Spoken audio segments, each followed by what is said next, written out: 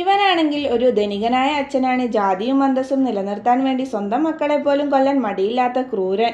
എന്നാൽ അയാളുടെ മകൾ സുമതി അച്ഛൻ മാറിയിട്ടുണ്ടാകും എന്ന് കരുതി കാർ ഡ്രൈവറെ പ്രണയിക്കുന്ന എന്ന സത്യം തുറന്നു പറഞ്ഞു.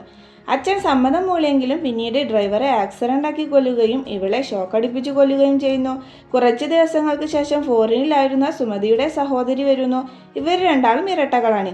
കയറി വന്നതും ചേച്ചി എവിടെയെന്ന് ചോദിക്കുന്നു. അവൾ പുറത്തു പോയതാണെന്ന് പറഞ്ഞ് സമാധാനപ്പെടുത്തുന്നു.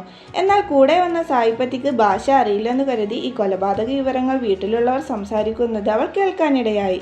ഇവിടെ എന്തൊക്കെയോ നമ്മളറിയാതെ നടക്കുന്നുണ്ടെന്ന് ഈ പെണ്ണിനോട് വന്ന് പറയുന്നു. അതേസമയം ഈ ഒരു ചെക്കൻ ഇവളുടെ കൂടെ വന്ന ചെക്കനും ഇവളും ലവ് ആണെന്ന് പറഞ്ഞ് അവനെ അടിച്ചിടുന്നു. ആ പെണ്ണ് വന്ന് ഞാൻ ഇവനെയല്ല ഇവളെയാണ് ലവ് ചെയ്യുന്നതെന്ന് പറയുന്നു. എല്ലാവരും ഷോക്കാകുന്നു. നിന്റെ ചേച്ചീനെ തന്നെ ഞാൻ കൊന്നു, ഇനി നിങ്ങളെയും കൊന്നുകളയും, അല്ലെങ്കിൽ വേഗം ഇവരെ പറഞ്ഞു വിട്ടേക്ക് എന്ന് പറയുന്നു. 2 ദിവസത്തിന് ശേഷം അവൾ വന്ന് എനിക്ക് ഇവിടെ നിൽക്കാൻ പറ്റില്ലെന്ന് പറഞ്ഞ് കരയുന്നു. അച്ഛന് മനസ്സ് താങ്ങാനാവാതെ പറഞ്ഞു വിടുന്നു. ഫ്രണ്ട്സിൻ്റെ കൂടെ അവൾ പോകുന്നു. സായിപ്പത്തിയാണെങ്കിൽ അവളുടെ വീട്ടിൽ വിളിച്ച് ഞാനൊന്നും അവളെ ലവ് ചെയ്തിട്ടില്ല, എന്നാൽ ഞങ്ങളുടെ കൂടെയുള്ള ഇവൻ തന്നെ അവളുടെ ലവ്വർ, ഞങ്ങൾ ഇവളെ രക്ഷിക്കാനാണ് ഇങ്ങനെ എന്ന് പറയുന്നു.